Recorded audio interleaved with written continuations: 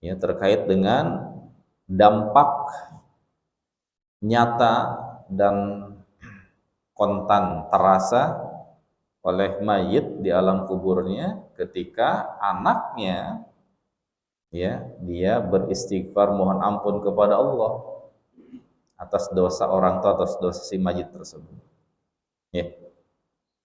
Sebutkan oleh Syekh Husain Al-Waisah hafizahullah wa fil has alal birril walidain ba'da mautihima bil istighfari wa du'awi wa nahwi dzalik. Dalam hadis ini terdapat motivasi bagi kita agar kita menjadi anak yang bakti, berbakti kepada kedua orang tua, terkhusus peninggal wafat mereka. Bismillahirrahmanirrahim. Assalamualaikum warahmatullahi wabarakatuh. Innal hamdalillah nahmaduhu wa nasta'inuhu wa nastaghfiruhu wa natubu ilaih. Wa na'udzu billahi min syururi anfusina wa sayyiati a'malina. Man yahdihillahu fala mudilla lahu wa man yudlil fala hadiya lahu. Asyhadu an la ilaha illallah wahdahu la syarika lahu wa asyhadu anna Muhammadan 'abduhu wa rasuluh la nabiyya ba'dah.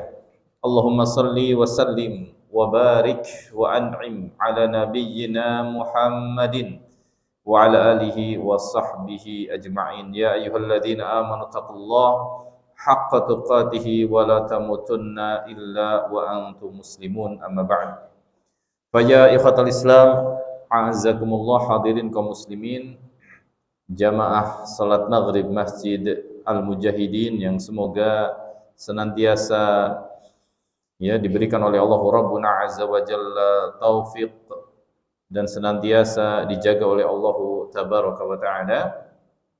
Alhamdulillah, di malam hari ini kita kembali diberikan kesempatan oleh Allah Rabbuna Azza wa Jalla untuk ketemu dalam rangka mengkaji dan mentadaburi serta belajar, ya, dan juga mengambil apa yang menjadi hak kita yang diwariskan oleh Nabi SAW, yaitu apa? Ilmu yang bermanfaat. Semoga tentunya Allah Rabbuna Azza wa Jalla menganugerahkan kepada kita ilmu yang bermanfaat, dan semoga Allah Subhanahu wa Ta'ala menjadikan hadirnya dan duduknya kita di majelis ini dicatat olehnya sebagai amal saleh bagi kita, pemberat timbangan kebaikan bagi kita, dan sekaligus penggugur dan menghapus dosa-dosa dan kesalahan kita. Amin. Allahumma amin. Baik Bapak sekalian sekali muliakan, kita melanjutkan pembahasan dari kitab Al-Adabul Mufrad, buah karya dari Imam Al-Bukhari rahimahullahu ta'ala. Dan kita sekarang sampai di bab, yaitu babu birril walidaini ba'da mautihima, bab berbakti kepada kedua orang tua sepeninggal wafat keduanya. Belum ya, belum masuk bab ini ya? Belum. Terakhir adalah tentang kisah Abu Hurairah, ya. Ya, kisah Abu Hurairah dan ibunya, ya. Baik, sekarang kita masuk bab birril walidaini ba'da mautihima, bab berbakti kepada kedua orang tua sepeninggal wafat keduanya. Ini bab yang sangat penting, ya, dan boleh jadi ini yang paling relate dengan kita, ya. Karena mungkin sebagian dari kita atau sebagian besar dari kita, atau mungkin semuanya, ya, enggak ya, sebagian besar dari kita, ya, ada di antara orang tua kita yang sudah meninggal dunia, ya. Boleh jadi mungkin keduanya atau boleh jadi mungkin salah satu dari keduanya. Jadi bab ini adalah boleh jadi paling relate dengan kita, ya. Bagaimana kewajiban seorang anak sepeninggal wafat orang tua. Dan ini juga menegaskan kepada kita bahwasannya bakti terhadap orang tua itu tidak apa? Ya, tidak putus dan tidak terhenti atau tidak berhenti, ya, seiring dengan wafatnya kedua orang tua. Artinya bakti itu tetap ada, kewajiban untuk bakti kepada kedua orang tua tetap ada di bahu dan di pundak-pundak kita, ya. Kita wajib tetap bakti kepadanya walaupun mereka sudah tidak bersama lagi kita di dunia ini. Namun sekali lagi, kewajiban bakti kepada kedua orang tua masih melekat pada setiap kita. Baik. An Abi Hurairah radhiyallahu anhu, dari sahabat Abu Hurairah radhiyallahu anhu, qala, ia berkata, turfa'u lil mayyit ba'da mautihi darajatuhu, akan diangkat mayit itu ya sepeninggal ia wafat derajatnya. Jadi derajat si mayit itu berarti ini menunjukkan di mana? Di alam barzakh, di alam barzakh. Ya, mayit itu akan diangkat derajatnya ya setelah ia wafat itu. Fayaqulu, lalu si mayit itu berkata, ay rabbi, wahai Rabbku, ayu syai'in hadhihi, ya, karena perkara apa ini? Ya, ada perkara apa gerangan? Kenapa kok ia ditinggikan derajatnya? Gitu ya. Ia merasa di alam kubur itu apa? Dimuliakan gitu ya, derajatnya dinaikkan, ditinggikan derajatnya dari yang sebelumnya, terus bertambah. Ya Allah ya Rabb. Ya. Artinya ya, nikmat kubur itu apa Pak? Ada. Nikmat kubur itu ada. Sebagaimana azab kubur juga ada. Ya, dalam hadis ini disebutkan mayit itu diangkat derajatnya di alam kubur. Sampai ia mengatakan ayu syai'in hadhihi, karena perkara apa ini? Fayuqalu, dikatakan kepada dia, waladuka astaghfaru laka, karena anakmu beristighfar atau memohonkan ampun kepada Allah untuk engkau. Jadi karena anaknya yang senantiasa apa? Beristighfar, mohon ampun kepada Allah atas dosa-dosa kedua orang tua. Allah Akbar. Semoga Allah Rabbuna Azza wa Jalla menganugerahkan kepada kita semuanya anak-anak yang soleh dan solihah. Dan semoga Allah menjadikan kita, diri kita, keluarga kita, dan kaum muslimin sebagai anak-anak yang soleh, yang soleh, yang tidak pernah berhenti untuk terus memintakan ampun kepada Allah untuk orang tua kita. Semoga Allah senantiasa memberikan taufiknya kepada kita semua. Pelajaran yang sangat berharga Pak ya, dari kisah ini atau dari hadis ini ya, terkait dengan dampak nyata dan kontan terasa oleh mayit di alam kuburnya ketika anaknya ya dia beristighfar mohon ampun kepada Allah atas dosa orang tua, atas dosa si mayit tersebut. Ya. Sebutkan oleh Syekh Husain Al-Waisah hafizahullah, wa fil has alal birril walidain ba'da mautihima bil istighfari wa du'awi wa nahwi dzalik. Dalam hadis ini terdapat motivasi bagi kita agar kita menjadi anak yang bakti, berbakti kepada kedua orang tua, terkhusus peninggal wafat mereka. Bagaimana caranya? Bil istighfar wa du'a, dengan memperbanyak istighfar, permohonan ampun dan doa. Wa nahwi dzalik, dan yang semisal dengan itu. Apa yang semisal dengan itu? Ya, nanti akan kita bahas, ketemu tuh pembahasan setelah ini. Amalan-amalan apa saja yang bermanfaat bagi mayit di alam kubur. Dalam hadis ini apa yang kita dapatkan? Itu apa? Istighfar, amalan pertama ya. Permohonan ampun, istighfar itu permohonan ampun kepada Allah untuk kedua orang tua yang sudah meninggal. Sebagaimana yang sudah kita ulas ya di beberapa pertemuan berkali-kali, dimotivasi agar kita semuanya melazimkan, membiasakan membaca doa untuk kedua orang tua kita di waktu-waktu yang mustajab ya. Baca doa untuk orang tua kita, permohonan ampun, karena mereka sedang membutuhkan ya. Mereka sudah tidak bisa beramal, mereka sudah tidak bisa sholat, sudah tidak bisa puasa, sudah tidak bisa beramal ya, maka kita selaku anaknya yang memberikan manfaat kepada mereka ya. Ya, ini yang pertama, kata beliau, hadis ini memberikan motivasi kepada kita, dorongan kepada kita agar kita menjadi anak yang berbakti kepada orang tua. Dengan cara apa tadi? Beristighfar dan doa. Wa fi tarbiyatul abna, dalam hadis ini pun terdapat dorongan bagi kita agar kita mentarbiyah anak-anak kita ya ala ta'ah, di atas ketaatan. mendidik anak-anak kita di atas ketaatan. Karena tidak akan mungkin anak itu mereka melazimkan mendoakan orang tua kalau tidak didasarkan atau kalau bukan menjadi seorang anak yang soleh, anak yang taat, nggak mungkin. Ya. Bahkan sampai-sampai kita sempat dengar cerita ya, ada orang yang apa tuh namanya, orang besar ya, pejabat lah ya, punya dari segi dunia sudah luar biasa lah, posisinya sudah sangat hebat dari segi kedudukan, harta. Namun miris ketika ia meninggal dunia, pengantar itu hanya berada di luar masjid ya. Mereka nggak buka sepatu mereka karena jadi yang mensolatkan di masjid ya biasa yang ada di sholat jamaah di masjid. Keluarganya, sebagian dari keluarganya, teman-teman rekan kerjanya mungkin ya waktu di dunia bermuamalah dengannya, nggak masuk masjid, nggak nyolatin yang masjid. Kalau nyolatin aja enggak, gimana mendoakan? Kalau menyolati aja tidak, gimana mendoa? Waliyadzubillah. Ya. Tentu ini menjadi motivasi bagi kita agar kita mentarbiyah anak-anak kita. Ya. Karena apa? Karena hanya anak soleh lah yang akan mendapatkan atau yang akan merealisasikan amalan ini. Yang akan bermanfaat itu anak soleh. Ya.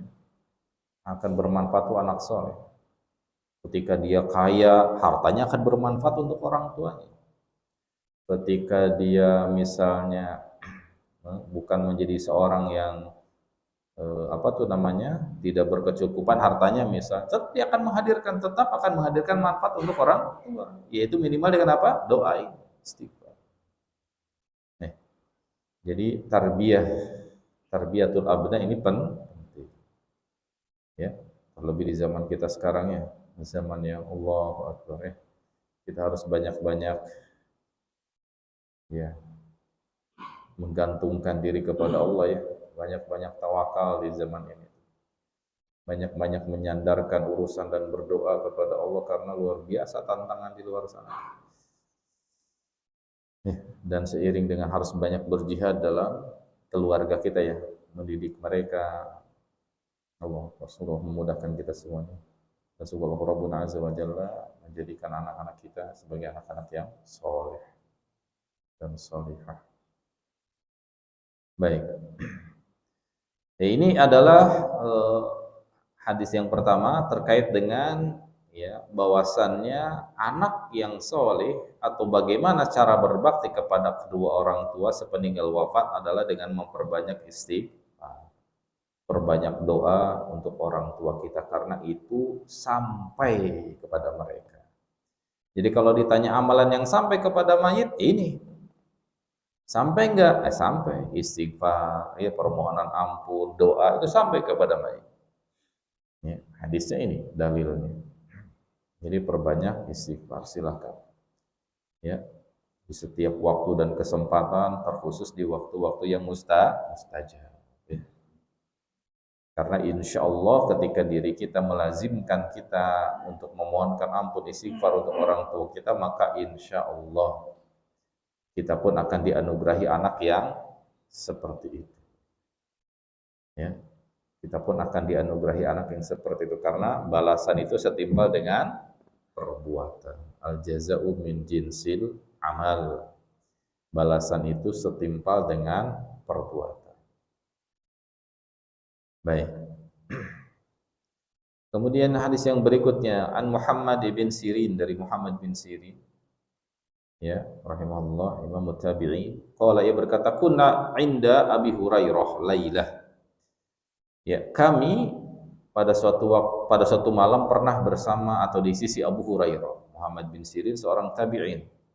Ya, tabi'in yang mulia di antara murid-muridnya Abu Hurairah radhiyallahu anhu. Kunna inda Abi Hurairah lailatan. Kami pada suatu malam berada di sisi Abu Hurairah radhiyallahu anhu. Faqala, Lalu Abu Hurairah berkata begini, Allahumma gfir li Abi Hurairah wa li ummi wa liman istaghfara lahuma. Allahumma gfir, ya Allah ampunkanlah li Abi Hurairah, dosa Abu Hurairah. Jadi dalam majelis itu Abu Hurairah berdoa begitu, ya Allah ampunilah dosa Abu Hurairah. Ini menunjukkan bahwasannya memang di antara tempat-tempat yang mustajab dalam berdoa adalah di majelis ilmu. Ya, maka di antara hal yang kita diminta untuk berdoa adalah dia majelis ilmu. Abu Hurairah berdoa, Allahumma gfir li Abu Hurairah, li Abi Hurairah, ya Allah ampunilah Abu Hurairah. Ya. Wali ummi, dan ampunilah ibu saya. Kita sudah bahas dulu ya di pertemuan sebelumnya terkait ibunya Abu Hurairah yang alhamdulillah masuk Islam. Waliman istaghfara lahuma, dan ampunilah siapapun orang yang memohonkan ampun kepada Allah untuk keduanya. Maksudnya siapa? Untuk Abu Hurairah dan ibunya. Abu Hurairah pun berdoa agar orang yang mendoakan ampunan kepada Allah untuk beliau dan untuk ibunya mendapatkan ampunan juga dari Allah Subhanahu wa taala. Maka berkata Muhammad bin Sirin, fa nahnu nastaghfirullahuma, kami pun langsung beristighfar memohonkan ampun kepada Allah untuk keduanya. Untuk siapa? Untuk guru beliau, yaitu untuk Abu Hurairah dan untuk ibu. Kenapa? Hatta nadkhula fi da'wati Abu Hurairah, agar kami masuk ke dalam doanya siapa? Abu Hurairah. Karena Abu Hurairah mendoakan siapapun orangnya yang mendoakan ampunan untuk beliau dan untuk ibu. Allahumma ighfir li Abi Hurairah wa li ummihi. Amin. Kita doakan agar Allah mengampuni dosa Abu Hurairah dan dosa ibunya. Agar kita masuk ke dalam doanya siapa? Abu Hurairah. Karena beliau mendoakan siapapun orangnya yang mendoakan beliau dan ibu. Baik, dalam hadis ini fi hirsu Abi Hurairah ala birri ummihi wa talabil istighfari minal muslimin. Dalam hadis ini terdapat semangat kuat dari Abu Hurairah akan bakti kepada ibu. Sampai beliau di majelisnya menyisipkan doa untuk ibunya. Ya, menunjukkan Abu Hurairah itu sosok apa? Seorang anak yang sangat bakti sama orang tua, sama ibu. Sampai beliau selalu mendoakan seperti itu. Ya.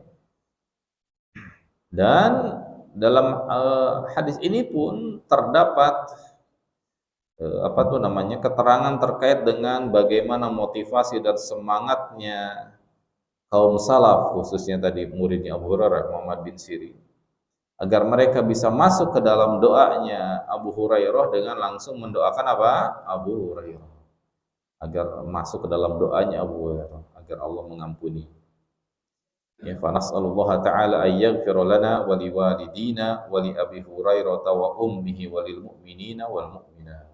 Amin. Allahumma. Baik. Jadi ini contoh yang kedua terkait amalan yang bisa kita lakukan sepeninggal wafat orang tua kita, itu apa tadi? Ya, istighfar, permohonan ampun. Ya. Misalnya tadi doanya yang sudah kita biasa baca ya, Rabbighfirli, doa-doa yang biasa kita baca, wali walidayya dan seterusnya. Ini amalan yang bisa dan terus sampai kepada orang tua walaupun mereka sudah meninggal. An Abi Hurairah, hadis berikutnya masih sama dari jalan Abu Hurairah radhiyallahu anhu, anna Rasulullah sallallahu alaihi wasallam qala, bahwasanya kata beliau Rasulullah sallallahu alaihi wasallam telah bersabda. Apa sabda beliau sallallahu alaihi wasallam? Idza matal 'abdu, apabila seorang hamba meninggal dunia, in qata'anhu 'amaluhu, maka terputus darinya amalannya. Illa min salasin, kecuali dari 3 perkara. Ya. Kalau seorang hamba meninggal dunia, maka terputus tuh amalannya bagi dia. Ya. Sudah di alam barzakh, sudah tidak bisa apa-apa, terputus amalannya. Ya, tidak bisa memperbanyak amalan, tidak bisa memperbanyak bekal. Maka yang pertama, selagi Allah memberikan kepada kita kesempatan hidup, maka semangatlah dalam menambah bekal, beramal soleh, silahkan. Hal yang rakus, yang yang dianjurkan dan terpuji adalah rakus dalam beramal soleh, silahkan. Ya, ketika ada kesempatan untuk beramal soleh, jangan ditunda-tunda, jangan ditinggalkan sekecil apapun. Ada kesempatan untuk kita menambah bekal berupa amal soleh, jangan ditinggalkan sekecil apapun. Sampai Nabi berpesan apa? La tahqiranna minal ma'ruf. Janganlah kalian menyepelekan kebaikan sekecil apapun. Artinya apa? Kita harus jeli dan dalam tanda kutip tamak ya, rakus untuk beramal soleh. Jangan menyepelekan, kata Nabi, jangan kalian sepelekan amal soleh sekecil apapun. Walau antal akhaka biwajhin thaliq, kata Nabi, walaupun hanya sebatas melempar senyuman kepada saudara kita ketika bertemu, itu amal soleh. Ya, melempar senyuman, apalagi ditambah dengan apa? Ucapan salam, assalamualaikum. Apalagi ditambah dengan apa? Ngajak ngopi misalnya, tambah lagi tuh. Apalagi ditambah dengan cara apa? Ngasih hadiah ya pulangnya, dikasih bikisan lagi, tambah-tambah, makin banyak. Ya, amal soleh. Begitu. Jadi ini diantara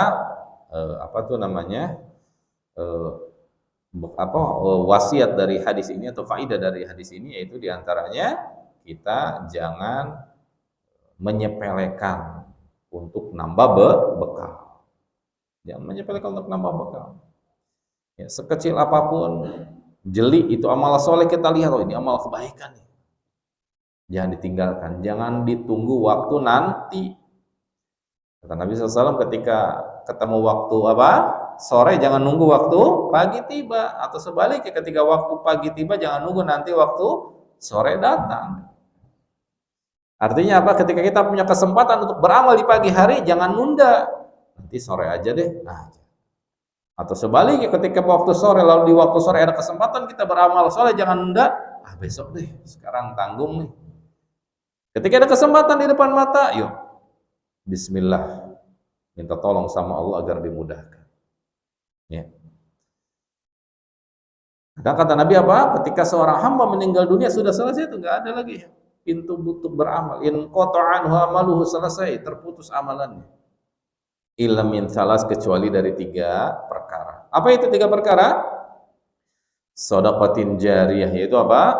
Sedekah yang pahalanya terus mengalir. Sedekah jariyah itu apa? Contoh sedekah jariyah apa? Apa sedekah jariyah, Pak?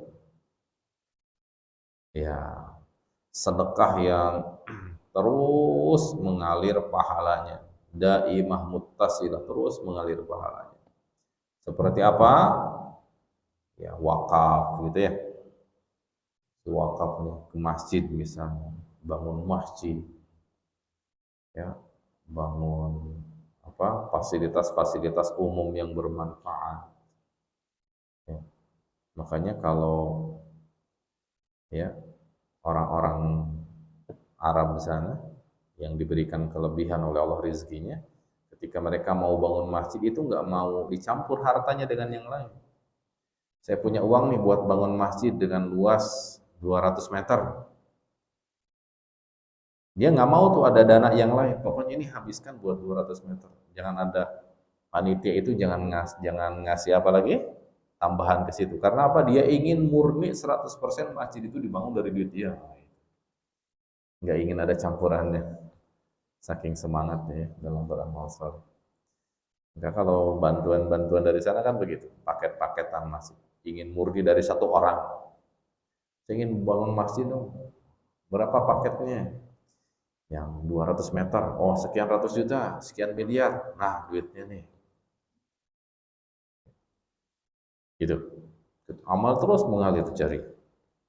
Selama masjidnya dipakai, atau selama sumurnya masih terus mengalirkan air, dan airnya masih dipakai oleh kaum muslimin, oleh orang-orang masih memanfaatkan airnya, maka selama itu pula terus pahalanya mengalir. Ya Allah ya Rabb. Ya Allah ya Rabb. Ini Semangat apa ini kesempatan yang sangat berharga. Silakan yang diberikan oleh Allah Rabbul Azza wa Jalla kelapangan, kelebihan rezeki, silakan. Ya, jangan sampai disepelekan. Ya, wakaf dari fasilitas umum atau ya, jangan pula menyepelekan kesempatan untuk misalnya contohnya memberikan beasiswa. Itu termasuk insya Allah pahala yang mengalir ya. Ada orang yang mau belajar, ingin mondok, ingin kuliah, nah, kekurangan biaya disupport sampai dia menjadi apa? Anggaplah sampai dia jadi ustaz, jadi apa. Selama dia memberikan kebaikan kepada Allah, kita ikut andil tuh dalam menjadikan dia sebagai sosok seorang penyampai kebaikan, penyampai kebenaran Allah. Maka silakan. Di sini kan ada tuh, saya lihat tadi ada pelangnya Pak. Haflah ya, haflah takhrij atau akhirus sanah tuh. Berarti ada TKTPA di sini ya, ada kegiatan belajar mengajar Al-Qur'an. Oh, luar biasa. Ya Pak, silakan. Ini kesempatan peluang di depan mata. Ya. Berikan kesempatan kepada anak-anak di sekitar kita nih untuk mengaji, membaca Al-Qur'an. Kita fasilitasi itu bagi yang punya kelebihan atau silakan fasilitasi. Entah itu disiapkan donor apa, mushafnya atau ikronya misalnya diberikan, ikronya dari saya. Atau gaji gurunya dari saya, biar guru fokus ngajar. Nah, itu terus. Insya Allah selama proses itu, dan bayangkan setiap satu huruf yang dibaca ya, setiap satu huruf yang dibaca oleh yang membaca Al-Quran berapa kebaikannya?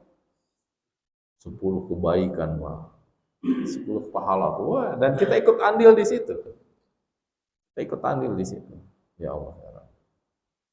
Boleh jadi mungkin kita sedang tidur di rumah ya. Tidur di rumah. Atau boleh jadi mungkin kita sedang berkumpul dengan keluarga kita menikmati pisang goreng misalnya. Kita masih dapat kiriman transferan pahala tuh. Bukan M-Banking yang bunyi notifikasinya ya. Kadang kan kita fokus sama M-Banking doang ya. Wah, notifikasi nih masuk transferan nih. Ya. Kadang kita fokusnya ke itu notifikasi M-Banking. Ini masuk transferan pahala tuh karena ternyata si anak yang kita fasilitasi baca Quran dia lagi baca tuh. Lagi baca Al-Quran tuh. Wah, Allahu Akbar. Atau bahkan mungkin sudah sekian tahun lamanya, dia bisa baca Quran, sekarang jadi guru Quran, ngajar Quran, tambah-tambah tuh. Ya Allah, ya Allah. Ya, makanya yuk bersemangat ya untuk menambah kebaikan, semangat. Apa yang bisa kita lakukan untuk kebaikan yang sifatnya terlebih jariah, maka yuk silakan perbanyak kebaikan itu. Ya, baik. Kata Nabi SAW yang pertama apa tadi? Sedekah jariyah. Aw ilmin yuntafa'u bihi, atau yang kedua dari pintu apa? Ilmu yang bermanfaat. Menyampaikan ilmu atau menyusun menulis ilmu dalam bentuk buku misalnya.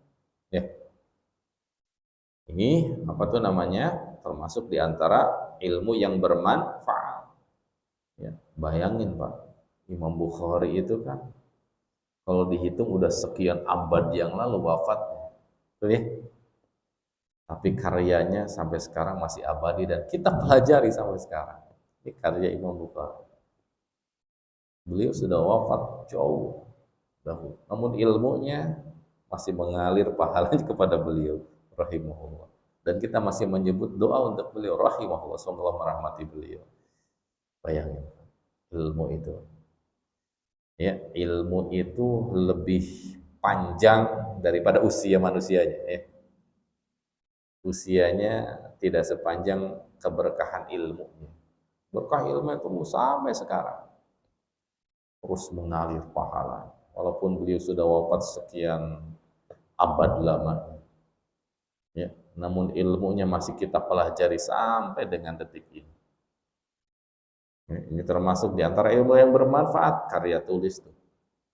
Ilmu yang bermanfaat susunan seperti itu. Bahkan ya disebutkan bahwasannya keutamaan menyusun apa tuh namanya tasnif ya, menyusun karya dalam bentuk buku itu terkadang jauh lebih besar manfaatnya karena lebih panjang usianya.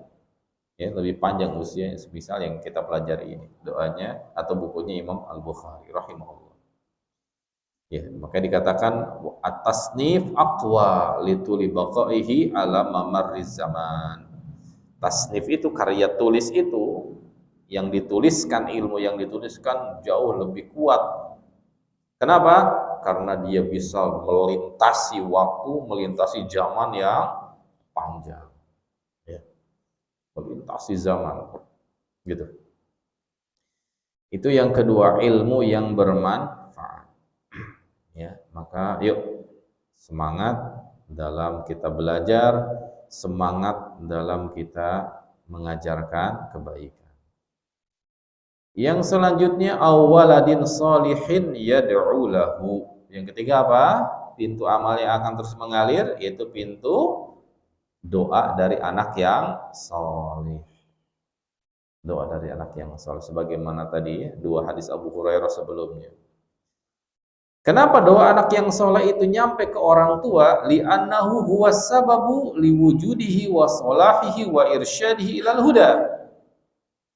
Kenapa doa anak yang soleh itu sampai kepada orang tua? Karena orang tua lah yang menjadi sebab, gitu ya, adanya anak soleh itu.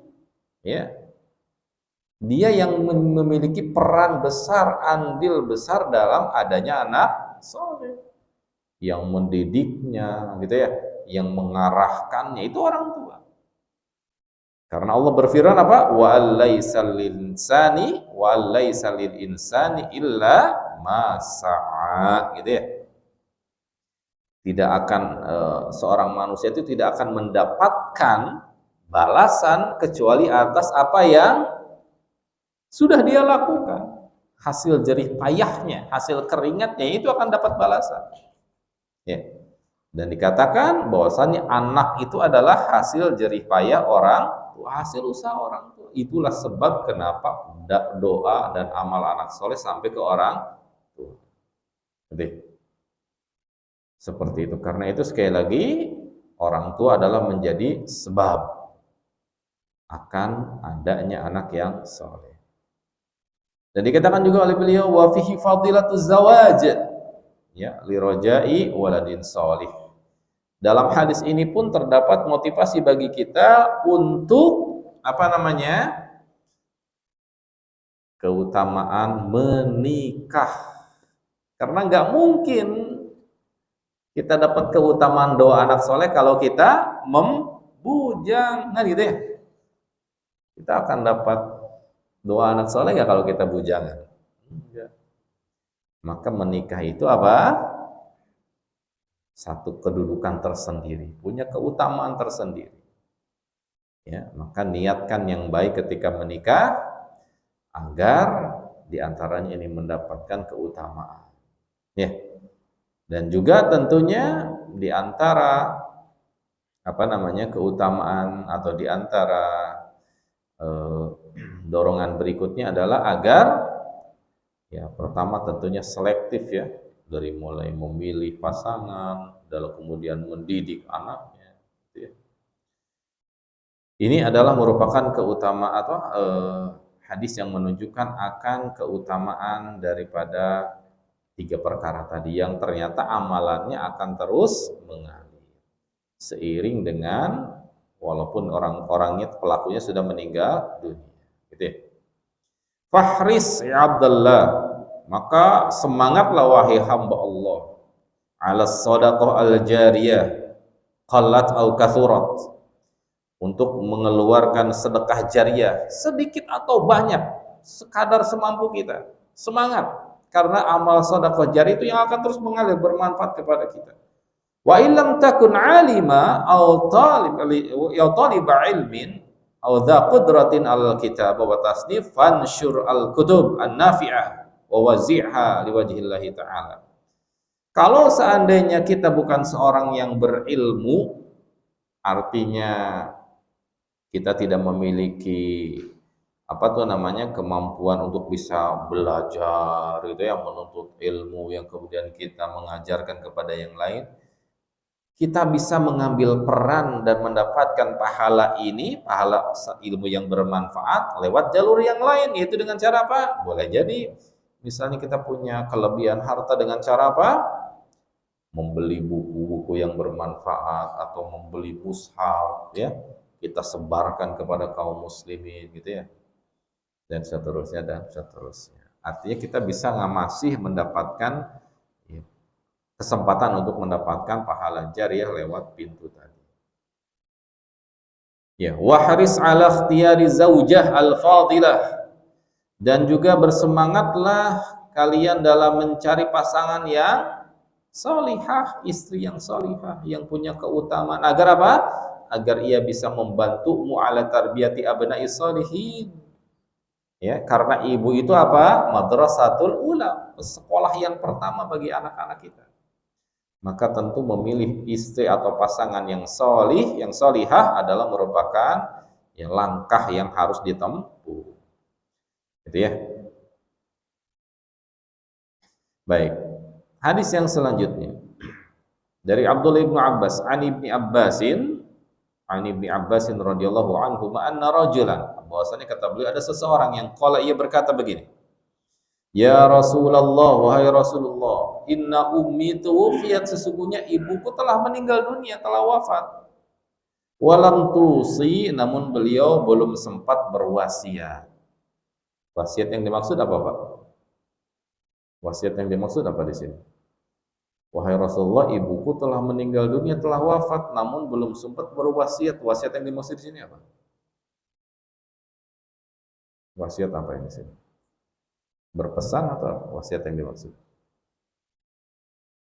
Ya, wasiat yang dimaksud adalah mengeluarkan harta untuk diinfakkan di jalan Allah Tabaraka wa Ta'ala.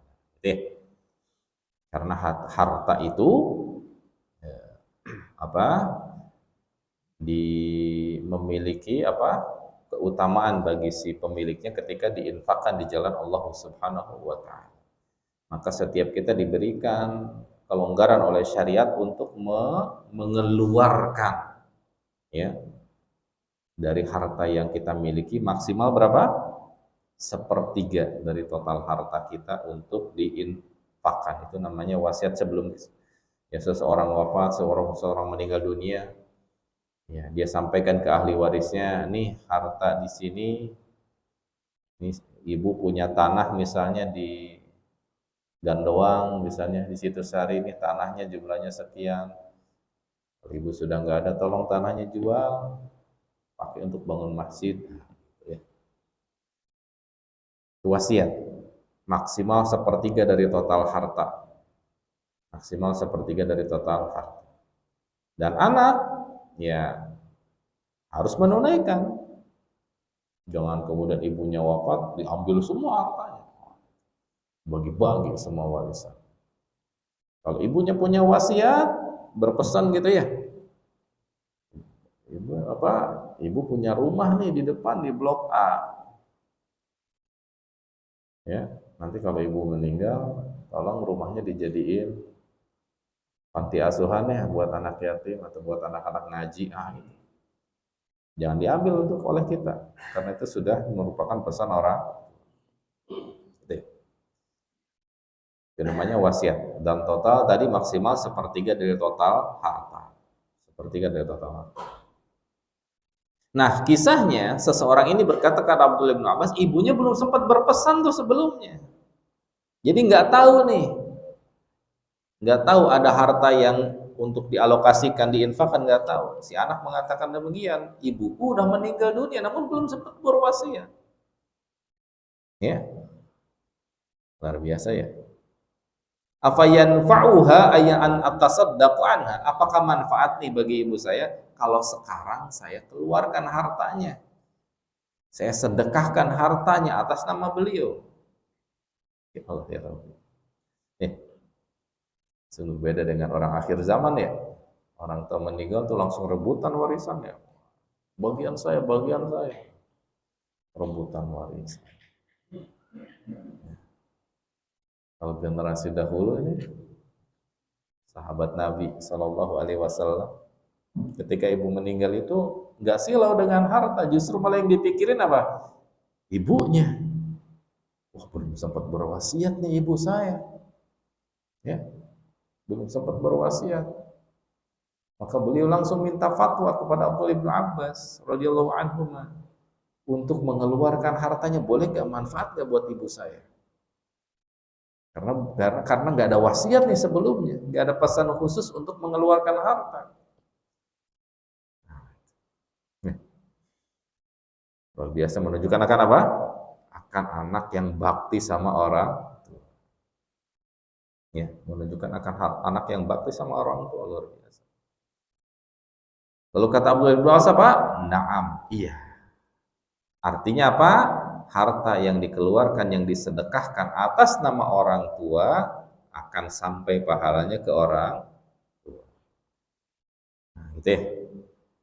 Jadi udah berapa amalan yang sampai ke orang tua yang kita pelajari ini, yang harus kita upayakan sepeninggal orang tua kita wafat. Yang pertama tadi apa, Pak? Ya, permohonan ampun. Kemudian apa? Doa. Apa lagi? Sedekah. Sedekah atas nama orang tua. Misalnya kemarin kurban ya. Pak Ketua DKM ini saya bawa kambing, saya mau kurban atas nama ibu saya ya, atas nama bapak saya ya. Nggak masalah, silakan, nggak apa-apa. Insya Allah sampai pahalanya untuk orang. Gitu ya. Atau Pak DKM nih, saya punya sedikit uang. Saya kemarin habis jual tanah di busur jalan tol misalnya ya. Saya mau infak nih ke masjid. Saya ingin masjidnya jadi 2 lantai. Oh, gitu ya. Saya ingin 1 lantai yang kedua, ya, lantai yang kedua itu nih dari duit saya atas nama ibu saya. Insya Allah sampai ke orang tua, ya, sampai ke orang tua pahala. Seperti itu. Ya, ini sedekah. Silakan, sedekah adalah amalan di antara amalan-amalan yang akan terus mengalir dan sampai pahalanya ke mayit, ke orang tua kita. Maka di antara amalan yang dia akan terputus itu ya punya anak soleh. Ya, punya anak soleh. Ya. Amalannya akan terus mengalir ya. Karena kalau suami atau istri itu ya mungkin boleh jadi doainnya ya paling maksimal juga sebulan ya, setelah istri suami meninggal masih doain tuh ya. Udah nikah lagi lain lagi urusannya. Misalnya contohnya. Tapi kalau anak itu sampai seumur hidup dia akan terus mendoakan. Ya, maka ya punya anak soleh itu luar biasa, dan jadi anak soleh itu luar biasa. Ya. Maka sekali lagi jadilah anak yang soleh. Doakan terus orang tua kita, yang semoga dengannya Allah membalas kita dengan memberikan anak-anak yang akan terus memberikan manfaat kepada kita. Ya, baik. Dan juga dalam hadis ini terdapat pelajaran yang berharga akan pentingnya kita untuk bertanya kepada ahli ilmu ketika kita mendapati ada sebuah permasalahan. Ya, jangan kemudian kita simpulkan atau jawab begitu saja, tapi bertanya kepada ahli ilmu. Dalam hal ini nih, kisah seseorang ini langsung datang kepada Abdullah bin Abbas bertanya, ya, untuk mencari jawabannya, solusinya, baru setelah itu beramal. Artinya sebelum seseorang itu beramal, maka dia harus pastikan ada landasannya, ya, ada pondasi dalam beramal itu. Syariat membolehkan tidak yang seperti ini? Nah, itu harus ada pondasinya, landasan. Ya, tidak hanya sebatas modal semangat, gitu ya. Baik, ini bab yang ke-16, yaitu bab berbakti kepada kedua orang tua sepeninggal wafat keduanya. Bab 17, bab birri man kana yasiluhu abuhu. Sekali lagi, kebiasaan Imam Al-Bukhari atau skema penulisan beliau yang sangat luar biasa, karakternya adalah bab setelahnya menjelaskan merinci bab sebelumnya. Bab tadi yang sebelumnya menyebutkan akan ya kewajiban bakti seorang anak kepada orang tua sepeninggal wafat. Nah, bab ke-17 ini termasuk di antara rincian ya, bakti sama orang tua itu seperti apa saja sih? Nah, di antaranya dirinci di sini. Di samping hadis yang tadi dibawakan di bab sebelumnya, bab ini pun memperjelas bab sebelumnya tadi, yaitu kewajiban bakti sama orang tua sepeninggal wafat. Itu apa? Bab birri man kana yasiluhu abu. Bab berbuat baik kepada siapa? Kepada orang yang punya hubungan erat dengan orang tuanya. Ya. Bab berbuat baik. Kalau tadi berbuat baik kepada langsung orang tua kita lewat doa gitu ya, lewat sedekah. Nah, ini bab berbuat baik kepada orang yang punya hubungan baik dengan orang tua kita, tidak langsung kepada orang tua kita hubungannya. Ya. Paham ya? Tidak langsung tuh. Kalau yang pertama kan tadi langsung berdoa kepada Allah, mendoakan orang tua, sedekah atas nama orang tua, itu kan langsung. Nah, bab ini menjelaskan ya bahwasannya kita berbuat baiknya kepada siapa? Kepada orang yang punya hubungan baik dengan orang tua kita, tidak langsung ke orang tua tapi kepada orang lain. Ya, kepada orang lain yang punya hubungan baik dengan orang tua kita. An Ibni Umar, ya, dari Abdullah ibnu Umar radhiyallahu anhuma an Rasulillah sallallahu alaihi wasallam, dari Rasulullah sallallahu alaihi wasallam qala, bahwasanya ia bersabda, inna abarral birri, sesungguhnya bakti yang paling utama seorang anak ya kepada ayahnya, ayyasil rajul, ya, ketika ia menyambung hubungan silaturahim, kebaikan, ahla wudi abihi, kepada orang yang punya hubungan baik dengan ayahnya. Abarrul bir disebutnya, ya, bakti yang utama. Bakti yang utama seorang anak sepeninggal wafat orang tuanya, terkhusus ayah ya, dalam teks hadis ini ayah disebutnya. Kenapa ayah? Karena biasanya yang punya hubungan erat dan banyak itu kan ayah ya. Karena ia kan keluar rumah mencari nafkah, sehingga apa? Relasi dan temannya lebih banyak dari siapa? Ibu. Ya, kalau ibu kan terbatas ya. Apalagi cuman di rumah misalnya aktivitasnya, maka terbatas lingkungannya, orang-orang sekitar saja. Beda dengan ayah. Bisa jadi temannya banyak, di tempat kerjanya, relasi bisnisnya banyak. Ya, temannya banyak. Nah, ketika seseorang menyambung hubungan baik dengan orang yang punya hubungan baik dengan ayahnya, maka itu termasuk di antara abarul bir, keutamaan yang berbakti yang paling utama. Tentu karena akan mendatangkan apa? Mendatangkan faedah besar. Pertama di antaranya apa? Persepsi dari orang yang sudah kita teman bapaknya itu menunjukkan akan ternyata dia orang yang bisa mendidik anak gitu ya. Terbukti anaknya bermasih, walaupun orang tua sudah meninggal, masih menganggap kita ini sebagai orang tuanya, sebagai teman orang tuanya. Jadi kan mengharumkan nama baik orang tua.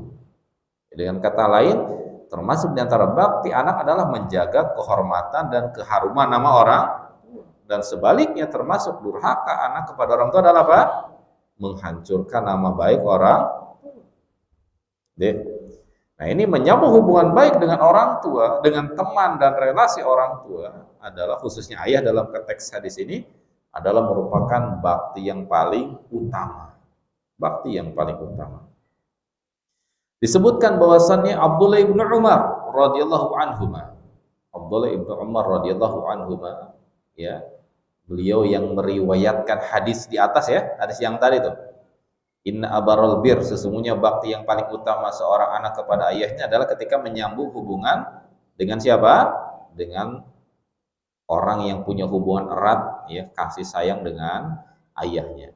Nah, Abdullah bin Umar ketika meriwayatkan hadis ini bukan hanya sebatas meriwayatkan, ternyata didapati, dilihat oleh murid-muridnya beliau mengamalkan hadis ini. Allahu Akbar. Ini akan menunjukkan akan sahabat Nabi SAW itu adalah mereka orang-orang yang seia sekata antara ucapan dan perbuatan. Mereka mengajarkan, mereka pula yang mencontohkan dan mengerjakan paling depan, memberikan contoh. Semoga memberikan taufik kepada kita agar kita termasuk orang-orang yang seia sekata dengan ilmu dan perbuatan kita ya. Disebutkan bahwasanya dalam Sahih Muslim an Abdullah bin Umar anna rajulan minal A'rab laqiyahu bi tariqi Makkah. Bahwasanya Abdullah bin Umar bertemu dengan seseorang al-A'rab, orang Arab Badui, orang kampung. Bertemu dengan beliau di jalan Makkah, bertemunya di tengah jalan di perjalanan. Fasallama alaihi Abdullah, lalu Abdullah memulai mengucapkan salam kepada orang tersebut. Wa hamalahu ala himarin kana yarkabu, lalu Abdullah bin Umar radhiyallahu anhuma ya mempersilahkan orang tersebut naik ke atas tunggangannya, himarnya, keledainya. Orang itu sedang jalan berarti ya. Orang itu sedang jalan kaki di jalanan di sebuah perjalanan gitu ya. Di antara jalan-jalan di Mekah. Orang Arab Badui kan biasa seperti itu. Ya, kemana-mana berjalan kaki dan seterusnya. Lalu disuruh naik ke atas tunggangannya siapa? Abdullah bin Umar, menunjukkan apa? Beliau turun kan dari tunggangannya. Turun karena keledai kan kecil ya. Gak mungkin keledai apa? Dinaikin orang dewasa, orang besar berdua itu. Wa'atahu imamatan kanat ala ra'sih. Di samping beliau mempersilahkan naik ke atas keledainya, beliau pun memberikan imamah. Apa imamah? Penutup kepala ya, sorban yang di kepala itu yang biasa orang Arab kan suka pakai sorban itu, kepala penutup kepala.